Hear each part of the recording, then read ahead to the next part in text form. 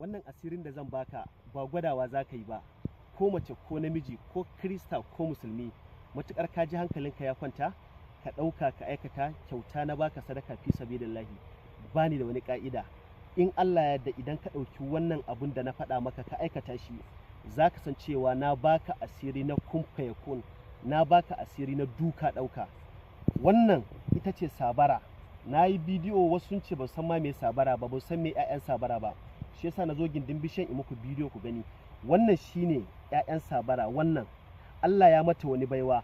A hakan nan za ka ɗauki wannan haka, za ka ɗauke shi haka kawai guda ɗaya. To a cikin shi za ka ga da akwai kiyashi yanda yake saman naka, amma idan ka buɗe cikin shi za ka gan shi akwai kiyashi. Allah ya mishi wani baiwa.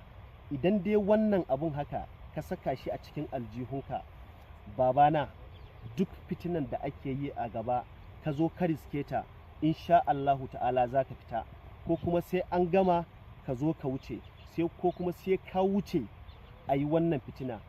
Kai, idan kana so ka gane wannan asirin na da ƙarfi, ko da ana cikin ne, ko misali a ce na plate number mashin ɗinka ko motanka ba plate number, ko baka da takardun mota, ka ɗauki wannan abun ka sa a aljihunka, ka ga ikon Allah, za ka ga ƙudura ta Allah.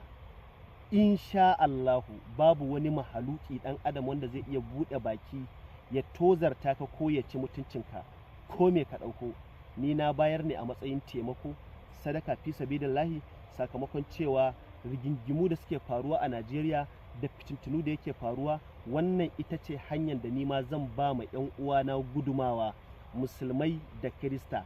In ka ga dama ka nannaɗe shi a mayar maka da shi laya, in ka ga dama ka bar shi haka kawai.